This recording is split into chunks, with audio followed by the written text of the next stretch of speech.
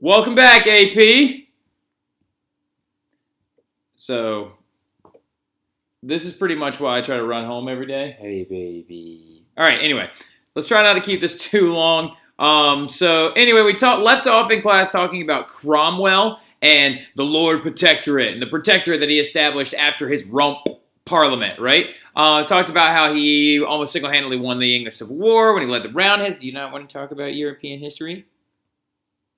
You stink. Anyway, now, and all this other, all that other stuff. The main thing is, though, is he's also going to keep taking things a lot further with his extreme Puritan ideas. He's going to outlaw excessive jewelry, close bars, ban Christmas, right, which is right there. Another big thing that he did, though, is he repeatedly massacred Catholics in Ireland and in Scotland, executed priests, confiscated lands. Also, this is going to create that ultimate disdain between the Irish and the English. A lot of those early resentments of each other actually began there, and that's going to continue to spiral out of control as European history progresses. One of the big things about him that I actually mentioned in class, I was like, oh, you probably heard of Cromwell from US 1, right? Main thing is because he actually enforced and created the Navigation Acts. The Navigation Acts of 1651 were the things that said all goods must be shipped on English vessels, including their ship money and everything else.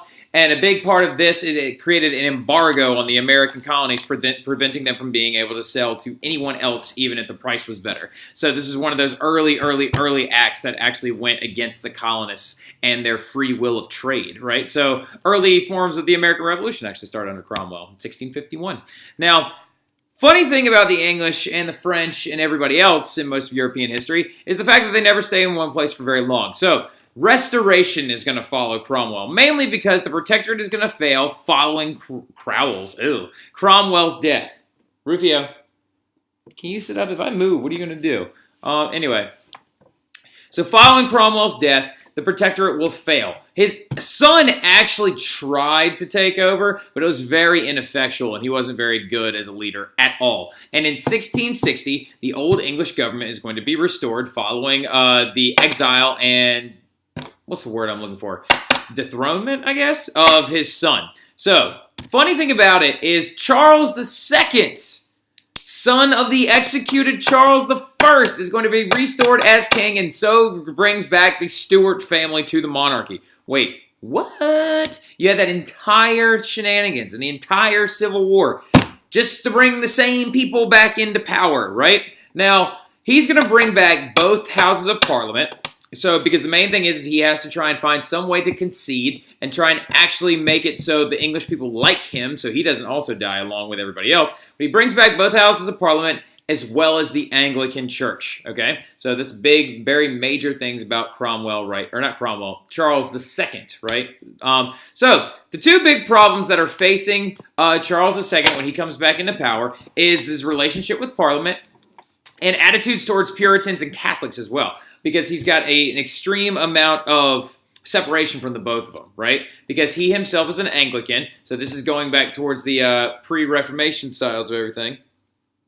Rufio, isn't that right? Yes, thank you.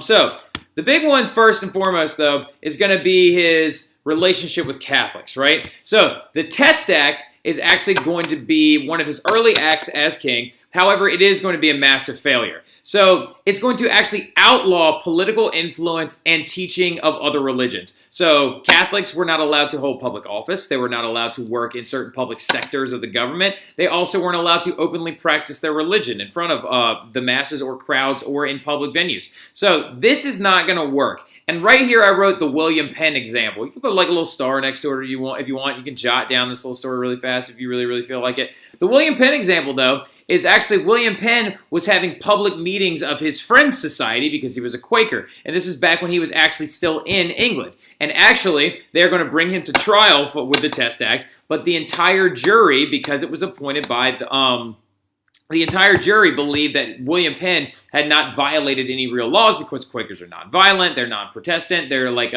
Protestant in the terms of they're not very against the Anglican Church, and he's actually going to be acquitted of these charges, and then he's going to leave and start the colony of Pennsylvania and Philadelphia, right? Because he's the man. So anyway, and also he's on top of City Hall. Also, the relationships with Parliament are also going to kind of fail along the way as well, because Charles was determined to work was determined to work with Parliament. Notice I put kind of failed. So a lot of early reprimands are going to be passed under Charles, and some early relationships are going to be coming back together, and he's going to acknowledge their power. However, the big problem is that he actually supported Louis XIV, and Louis XIV is his cousin, and his cousin Louis XIV is going to tell him, look, you should allow Catholics to come back. You should allow Catholic trade to recommence. You should actually open trade back up with France. And then also, you yourself should convert to Catholicism again, which he's going to heavily consider. This is going to blow the real big Catholic resentment sky high in England.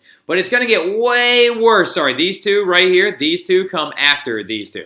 But James II, brother of Charles II, is going to assume the throne after Charles II, and he is going to James II is going to appoint Catholics that hold high offices and positions in the army, violating the Test Act himself, right? So, fearing a return to Catholicism, Parliament is going to convince James II, James II's daughter, Mary, who is Anglican, she's right here, and her Dutch husband, William of Orange, this guy right here, to challenge James for the throne, right? And what's ended up going to happening, James is actually going to flee to France under Louis XIV, become one of his parishioners as a Catholic. Also, he's going to flee with his infant son, never to return to England ever again. So, Mary is going to assume the throne with her husband, William, right? So, William and Mary sound familiar? Like the 1639 established, or wait, it's not 39. Can't be 39. It's like 1689 established, what's it called? College or university in Virginia. So anyway, but continuing forward, which is also named for Queen Elizabeth, just saying, the Virgin Colony. So now, Mary and William's bloodless ascension to the throne, due to the fact that they ran off James II, is known as the Glorious Revolution. They saw a triumphant return to Anglican practices, as well as going against Catholicism and keeping them from holding any other offices and things like that. But new reforms are also going to come along with the English government when they come into power. They are considered very positive, proactive, good rulers in England.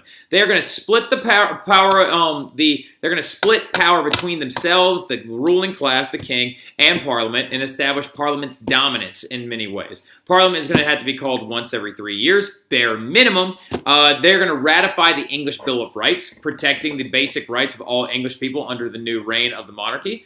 Laws are going to be passed that are saying that this crown, excuse me, laws are going to be passed, and like certain laws are going to be ill suspendable by the crown, as in the crown can't touch them. So, for example, let's say hypothetically, I pass a law saying, "Oh, Rufio, get up, you lazy bum! All Rufios are going to be able to exist in the walls of this home and be able to practice their religion freely." Well, Josie, the Satan worshiper right there, my wife's dog. Even though she's the queen of the house, is not allowed to touch that law because Parliament passed it, right? So anyway, had to be called... Wow, I just put that in both places. My bad. But yeah, anyway, also, the crown was not allowed to interfere with debate or sessions of Parliament, even though this is going to be heavily violated in the 18th century later on, but we're going to let that go because at least they were trying to do something positive, right? So anyway, last slide. I told you this one wasn't going to be terribly long. This is the blank slate. This is John Locke, right? John Locke is going to defend the political ideas of the Glorious Revolution in his famous Second Treatise of Civil Government, where he actually brings inspiration to many American revolutionary documents, as well as protects the ideas of life, liberty, and the pursuit of property, right? The natural rights, okay? Natural rights, put a star next to natural rights right there, because that's very, very important. Natural, inalienable rights, as in rights that you are born with and they cannot be stripped away from you. Like, I have the right to rub this baby. Anyway, so, oh, yes, that's right. Oh, where are you going? You getting down? Anyway, now, so...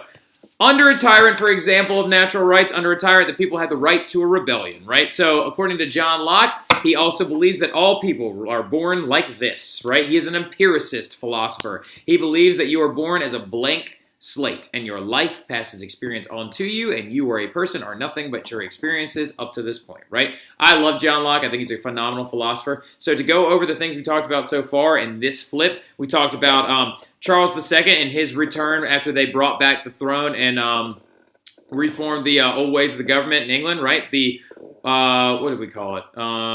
The Restoration, that's what it was. The restoration of the British crown, right? We talked about his early beefs with the Parliament, right? Trying to be pro-Catholic, actually, even following the Test Act. Talked about James II, who was a confirmed Catholic, tried to bring England back to Catholicism, and then the Parliament is going to convince his daughter and her husband to run him out of town and stuff like that. Where are you going? Anyway. Different ideas like that, but this is the last slide, and this is where we're going to be stopping for today. So we'll review a little bit of this stuff tomorrow, and then we're going to talk briefly about the Dutch Republic and their response to absolutism.